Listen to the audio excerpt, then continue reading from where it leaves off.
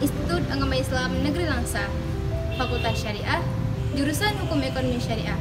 Saat ini saya sedang melaksanakan KKN tematik yang berbasis media sosial tahun 2022 yang bertemakan tentang milenial membangun negeri. TPA Sohibul Safa dibangun sejak tahun 2007.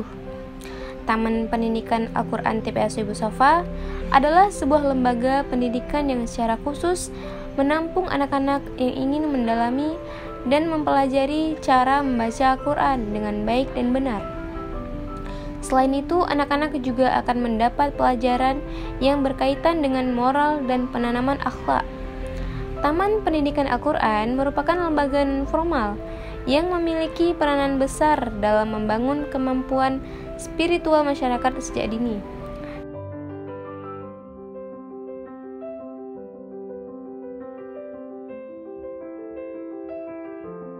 Baik, TPA ini dibangun sejak tahun 2007 hingga tahun 2022 saat ini.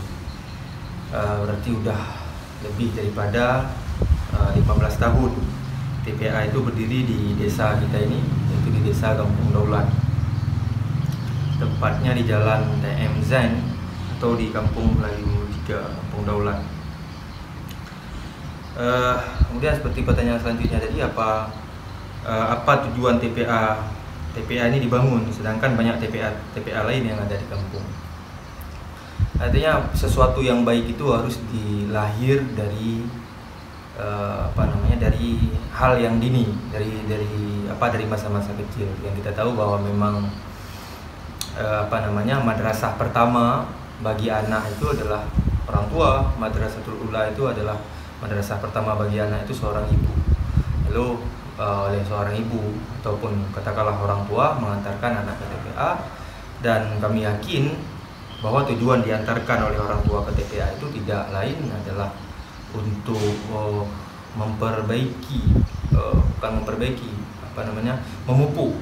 memupuk akhlak, attitude, karena artinya memang attitude itu yang mahal. Ketika kita tumbuh besar nanti, attitude itu yang mahal. Kita bisa jadi apa saja nanti ketika besar, tapi attitude itu nggak bisa kita beli, harus kita pupuk di masa waktu kecil. Kemudian santri dan santriwati yang ada di TPA itu lebih daripada awal-awalnya dulu itu 60-70-an, hingga pada akhirnya pada hari ini kan dia turun naik. Jadi saat ini mencapai 30-an. Kemudian kita punya guru 3 orang, lebih kurang 1 laki-laki dan 2 wanita. Kegiatan apa yang ada di TPA? Yang pertama yang pasti, karena TPA itu singkatan daripada Taman Pendidikan Anak.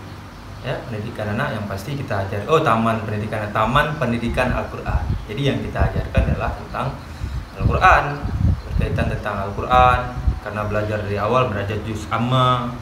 Beli juz amma, kita ajarkan juz amma, kemudian doa-doa. Yang pertama sekali kita ajarkan kepada anak-anak didik itu adalah doa kedua orang tua. Kita kenalkan bahwa beginilah, ataupun kita ceritakan sejarah kebudayaan Islam, rukun iman, mengenalkan hal-hal yang baik itu di usia dini. Kemudian bagaimana mengembangkan potensi TPA di kampung agar terus maju.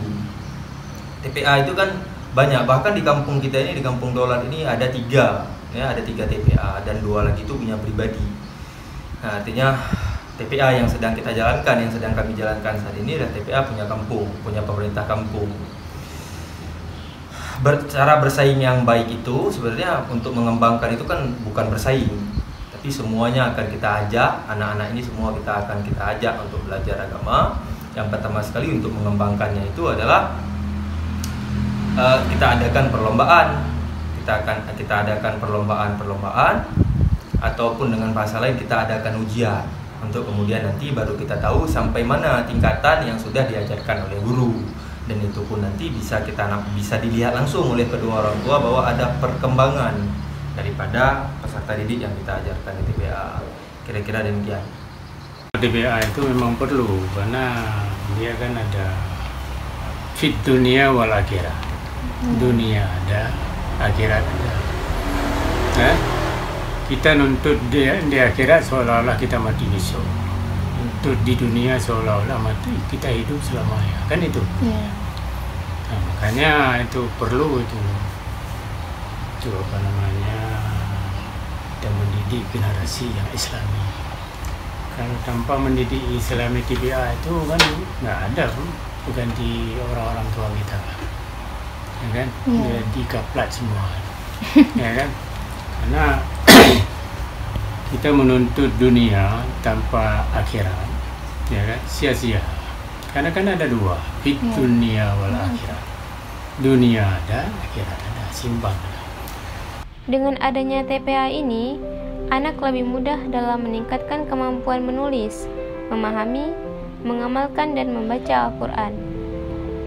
Orang tua merupakan pendidik utama bagi anak-anak mereka, karena dari merekalah anak mula-mula menerima pendidikan. Dengan demikian, orang tua mempunyai kewajiban mengenalkan anaknya ke bangku sekolah mulai sejak dini. Dalam pelaksanaan penyelenggaraan kegiatan Taman Pendidikan Al-Quran, mampu menampilkan ekstensinya sebagai lembaga solidaritas sosial dengan menampung santri dari berbagai lapisan masyarakat muslim dan memberikan penyelenggaraan yang sama dengan mereka, tanpa membedakan latar belakang maupun tingkat sosial ekonomi mereka. Di samping itu, karisma seorang pembina Taman Pendidikan Al-Quran juga mampu menjadi figur yang cukup efektif dalam peranannya sebagai perekat hubungan dan pengayom masyarakat, baik yang diadakan atas inisiatif TPA, sering juga berasal dari inisiatif masyarakat. Orang tua menyekolahkan anaknya tidak hanya ke lembaga formal saja, akan tetapi orang tua juga mempunyai kewajiban menyekolahkan anaknya di lembaga non-formal, misalnya seperti Taman Pendidikan Al-Quran TPA Sohibus Sofa. Demikian kiranya yang bisa saya sampaikan. Kurang lebihnya saya mohon maaf jika ada salah kata yang terucap. Dan atas perhatiannya, saya ucapkan terima kasih yang sebesar-besarnya. Akhir kata, saya ucapkan wassalamualaikum warahmatullahi wabarakatuh.